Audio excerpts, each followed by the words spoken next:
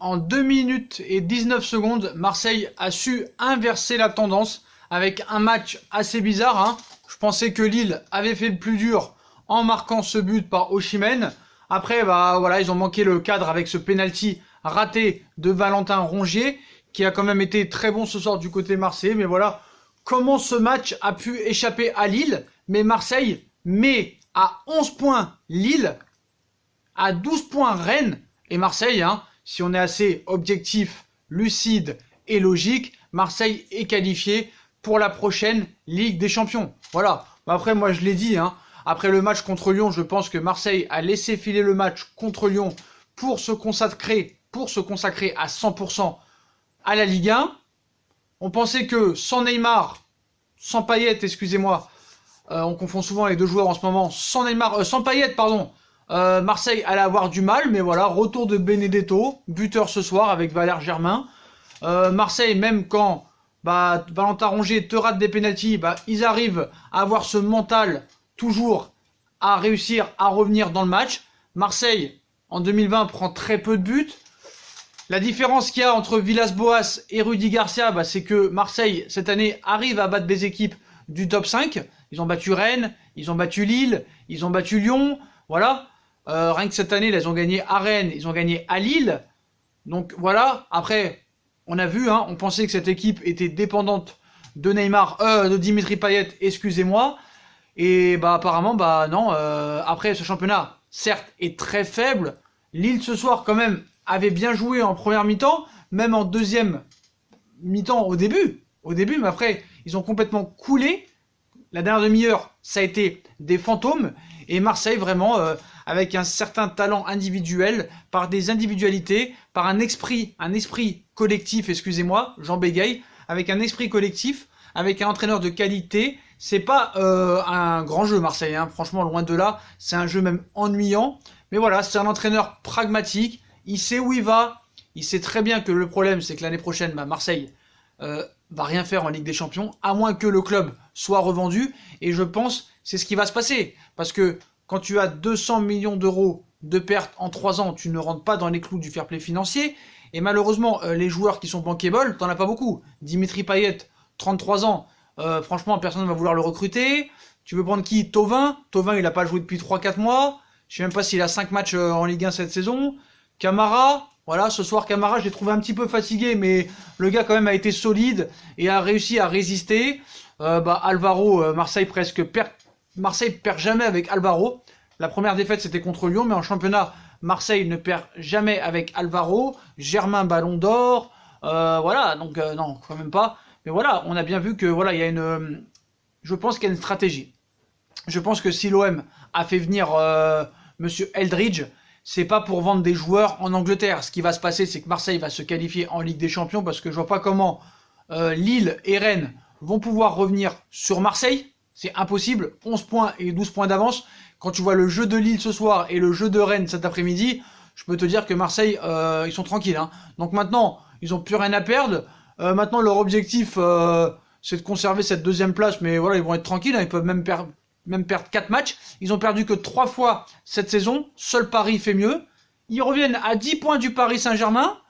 Et maintenant, leur seul objectif, parce que vu qu'ils vont finir deuxième, leur seul objectif, c'est essayer d'arrêter leur série de défaites depuis 8 ans contre nous. Bien sûr, nous, on va pas se laisser faire. On ne veut à vie jamais perdre contre Marseille. Voilà, c'est le contrat. C'est le contrat qu'on a avec Nasser. Et Nasser a un contrat avec le Prince et avec tous les entraîneurs et les directeurs sportifs et les joueurs. Paris ne doit plus jamais être battu par Marseille. Paris doit toujours battre Marseille. Donc voilà, malheureusement, Marseille pourra faire le match de leur vie.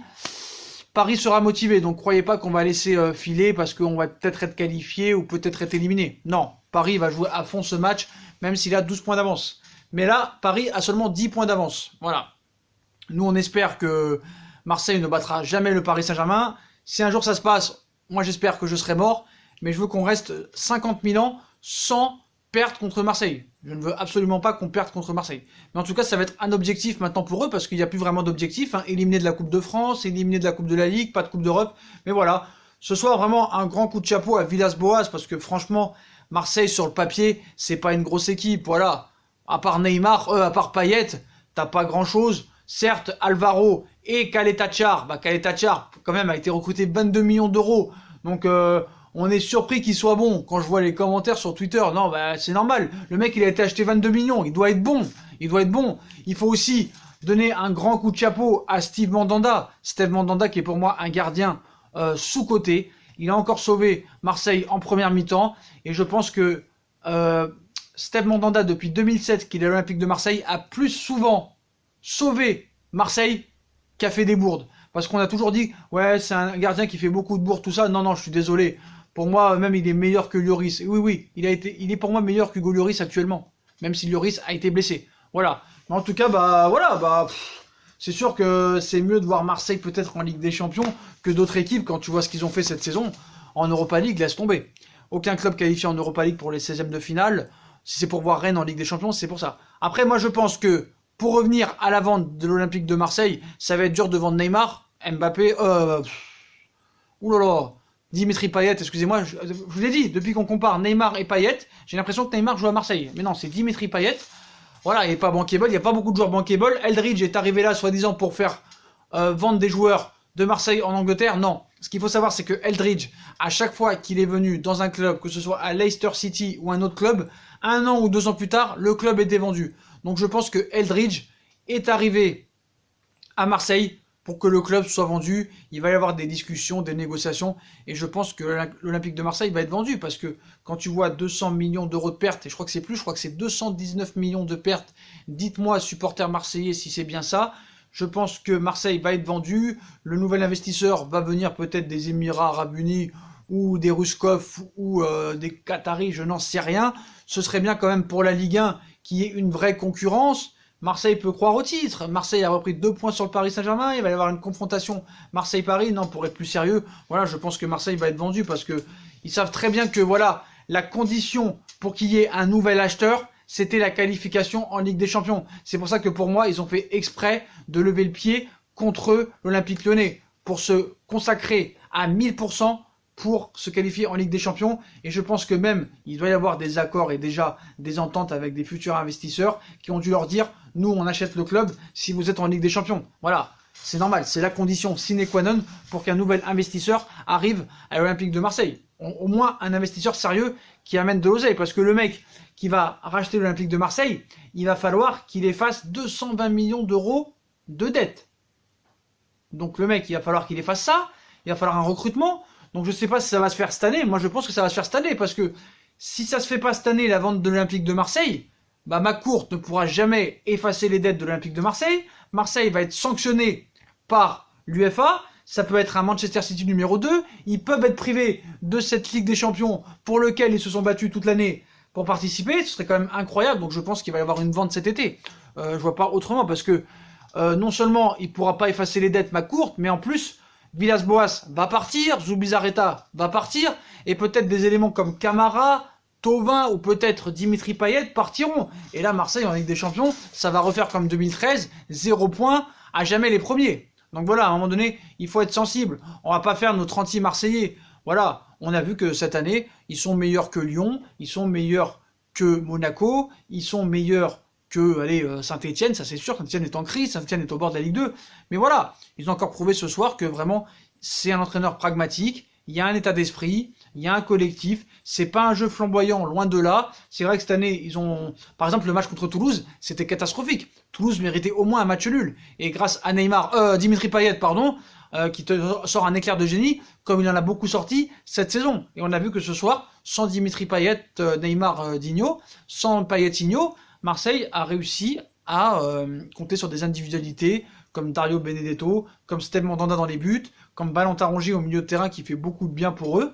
Ben voilà, tant mieux pour eux, et puis tant mieux pour la Ligue 1, parce que voilà, c'est mieux de voir Lyon, Paris Saint-Germain, Marseille ou Monaco en Ligue des Champions ou Lille, plutôt que Rennes. Voilà, j'ai rien contre Rennes, mais quand tu vois le jeu ce soir, c'est incroyable. Même Lyon, j'en fais un aparté 2 minutes. Lyon, c'est vrai que ça joue peut-être pas mieux que Marseille, mais Lyon, c'est catastrophique au niveau du jeu. Rudy Garcia n'apporte rien. Donc certes, peut-être que Marseille, c'est pas flamboyant, ça joue pas terrible, même si à un moment donné, vers octobre, novembre, décembre, ça a pas mal joué, surtout au Vélodrome, mais là, ça joue pas très bien. Ça privilégie plus la victoire et le côté défensif et pragmatique de Villas-Boas plutôt que un jeu porté vers l'avant. Voilà, on mise tout sur Neymar, sur Payet, Payetino, excusez-moi, mais ils ont prouvé que ce soir, sans Payet, ils y arrivaient. Donc voilà les postos, victoire de l'Olympique de Marseille ce soir, 2-1 après un match bizarre. Lille a dominé la première mi-temps, a mené 1-0, aurait pu doubler la mise après ce penalty, aurait pu doubler la mise, je pense. Malheureusement, après, Rongier a raté un penalty. Et malgré ça, Marseille a su quand même revenir au score et passer devant pour remporter ce match et être deuxième tranquillement maintenant. 12 points d'avance sur Rennes, 11 points sur Lille. Ils reviennent à 10 points du PSG. Donc voilà, on va voir comment ça va se passer pour eux la saison prochaine. Est-ce qu'il y aura la vente? Est-ce qu'ils vont être performants en Ligue des Champions? On va voir. En tout cas, les postos, voilà. Je vous souhaite une bonne vidéo à tous, mais il y a bien un jour où Marseille va perdre. Hein, parce que là, il reste sur une série quand même assez incroyable. Seulement 3 défaites cette saison. C'est quand même à ne pas négliger. Voilà les postos. Donc on like, on partage, on s'abonne. Hein, supporters marseillais, parisiens de nos cœurs, vous pouvez commenter. Dites-moi ce que vous pensez de l'Olympique de Marseille et du travail de Villas-Boas. Est-ce que pour vous le club va être vendu supporter marseillais? Dites-moi en commentaire ce que vous en pensez. On like, on partage, on s'abonne, on active la petite cloche pour les notifications. On nous rejoint sur nos différents réseaux sociaux, Instagram, Facebook, Snapchat, Twitter, ainsi que sur Utip. Tchuss!